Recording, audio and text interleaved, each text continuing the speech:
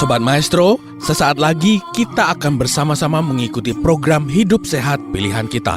Selamat mendengarkan. Membuat wajah berseri, diet yang seimbang, tubuh terlihat indah, udara yang bersih, jadikan hidup semangat, pengendalian diri, itu pemenang sejati. Hidup sehat, anugerah Tuhan. Hidup sehat, sangat berharga.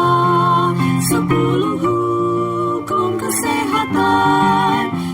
Jadi di sini kita bisa lihat bagaimana cairan yang masuk ke dalam tubuh kita kurang lebih harus seimbang dengan cairan yang keluar. Di sini kurang lebih 2,5 liter masuk, keluar pun kurang lebih 2,5 liter. Dan itu diatur dengan mekanisme tadi, bagaimana tubuh mengatur dengan cara jumlah urin yang keluar diatur dan juga jumlah cairan yang masuk melalui air minum itu diatur oleh mekanisme rasa haus tadi.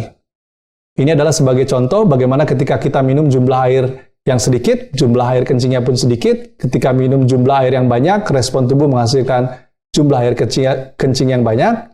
Dan ini bagaimana contoh ketika seorang beraktivitas berat, apakah seorang atlet atau dia bekerja di daerah di mana sangat panas, di mana menyebabkan kekurangan air dalam tubuhnya, ini akan membuat respon untuk merasa haus dan minum air dalam jumlah yang banyak pula untuk menyebabkan keseimbangan cairan dalam tubuhnya.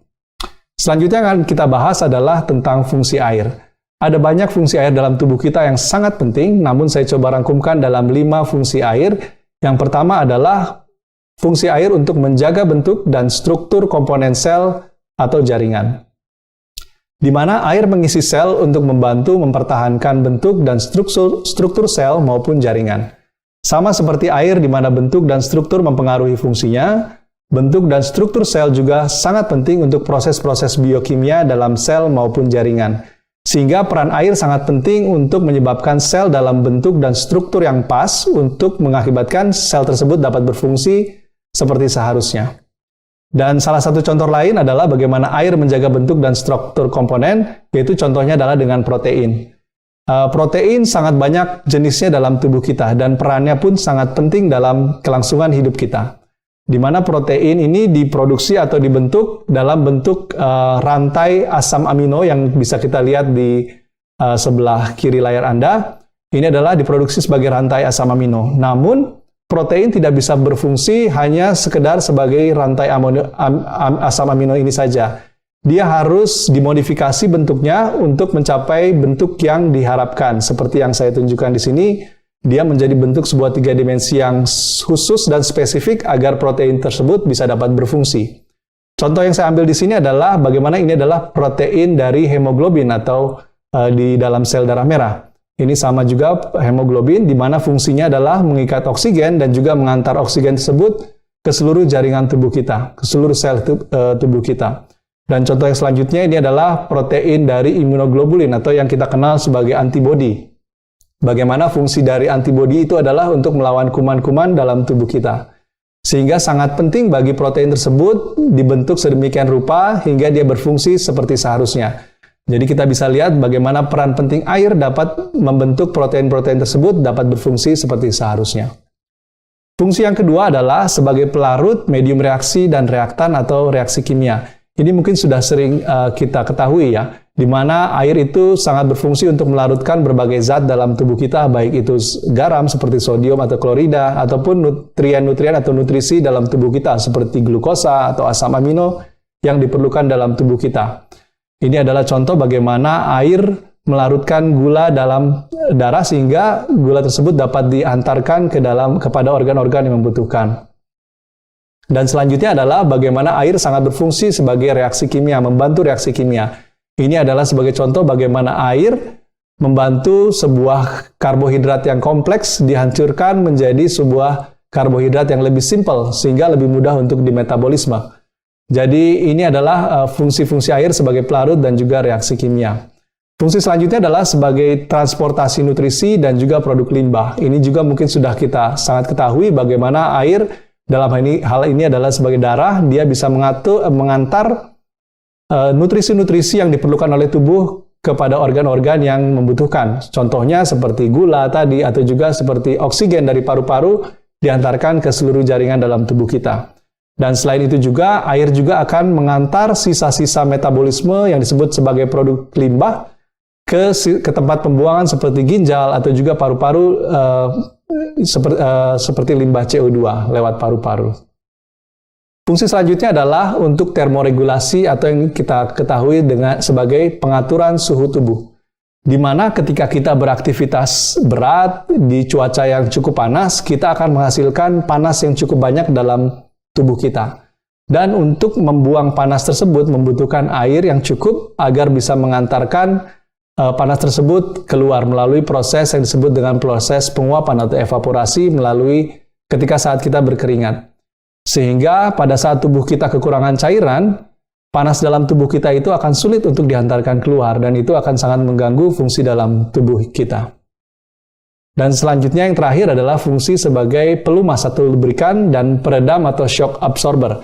Ini contoh yang paling mudah yang saya bisa sampaikan sebagai lubrikan adalah seperti di cairan sendi atau cairan synovium, di mana cairan sendi ini sangat penting sebagai pelumas di antara kedua tulang yang saling berdekatan, sehingga kita dapat bergerak di sendi-sendi kita dengan nyaman dan tanpa rasa sakit. Bisa kita bayangkan penyakit seperti osteoartritis, di mana cairannya sudah berkurang, cairan sendi, itu dapat menyebabkan nyeri di daerah-daerah sendi. Dan juga lubrikan seperti cara lain di air liur, saliva, atau juga di cairan saluran pencernaan. Dan selanjutnya adalah sebagai peredam atau shock absorber. Di sini yang saya ambil contoh adalah di otak kita, di mana di sekeliling otak kita terdapat sekumpulan cairan yang biasa dikenal dengan cairan cerebrospinal, di mana salah satu fungsi dari cairan ini adalah untuk meredam bila mana terjadi trauma di kepala kita, sehingga kerusakan pada otak kita tidak terlalu besar. Dan contoh selanjutnya seperti di janin bayi, di mana sekitar janin terdapat cairan yang mengelilingi bayi, yaitu dengan cairan amniotik, di mana itu dapat menghindari goncangan bila terdapat goncangan pada perut dari ibu yang sedang hamil. Dan bagaimana dengan efek kekurangan cairan atau dehidrasi pada tubuh kita? Dehidrasi itu sendiri merupakan kondisi di mana berkurangnya total cairan tubuh yang diperlukan bagi tubuh untuk menjalankan fungsinya dengan baik untuk kesehatan, di mana tidak ada standar baku untuk menentukan seorang dehidrasi atau tidak. Memang kita bisa tentukan berdasarkan dari serum osmolalitas. Bila dia lebih dari 295, orang tersebut kita bisa katakan sudah dalam keadaan kekurangan cairan atau dehidrasi. Dan terdapat beberapa populasi yang sangat rentan dengan keadaan dehidrasi ini adalah populasi lanjut usia, bayi dan anak-anak, maupun pasien yang dirawat di ruangan intensif. Di mana pada orang dengan usia lanjut, itu sangat rentan di mana pada mekanisme tadi, osmolalitas tadi, sensor untuk perubahan osmolalitas itu sudah tidak begitu baik ketika seseorang sudah usia lanjut. Dan itu menyebabkan orang-orang dengan lanjut usia sangat rentan terhadap kekurangan cairan. Begitu pula dengan bayi dan anak-anak, terutama pada bayi, di mana mereka kesulitan untuk mengkomunikasikan bila mereka haus. Jadi, bayi-bayi itu juga sangat rentan terhadap keadaan dehidrasi. Dan sama dengan pasien dirawat ruangan intensif, terutama yang tidak sadar atau diberikan obat penenang, pada pasien-pasien tersebut, mereka sangat kesulitan juga untuk mengkomunikasikan bila mereka kekurangan cairan atau merasa haus. Jadi secara garis besar, dehidrasi adalah suatu keadaan di mana cairan yang keluar itu lebih besar dibandingkan dengan cairan yang masuk di dalam tubuh kita. Banyak penyebabnya, salah satunya bisa dari jumlah keringat yang berlebihan, terutama ketika seorang melakukan aktivitas fisik yang sangat berat, terutama di cuaca yang sangat panas. Itu menyebabkan keluarnya banyak cairan, ditambah dengan kurangnya asupan cairan, itu dapat menyebabkan dehidrasi. Contoh selanjutnya adalah lewat saluran pencernaan. Contohnya ketika kita sakit diare, di mana banyak sekali cairan yang keluar, itu beresiko juga untuk terjadinya dehidrasi. Selanjutnya juga pada urin dalam jumlah yang berlebih, itu juga bisa menyebabkan dehidrasi, seperti contohnya pada seseorang dengan sakit diabetes yang tidak terkontrol. Di mana pada pasien yang dengan diabetes tidak terkontrol, dia akan menghasilkan kencing dalam jumlah yang cukup banyak dan menyebabkan resiko untuk dehidrasi dan sangat berbahaya bagi penderita diabetes tersebut. Sobat Maestro, Anda baru saja mendengarkan program Hidup Sehat Pilihan Kita. Terima kasih atas kebersamaan Anda. Istirahat yang cukup membuat wajah berseri.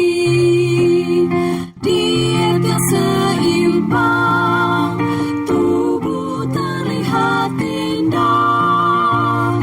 Udara yang bersih, jadikan hidup semangat. Pengendalian diri, itu pemenang sejati. Hidup sehat, anugerah Tuhan. Hidup sehat, sangat berharga.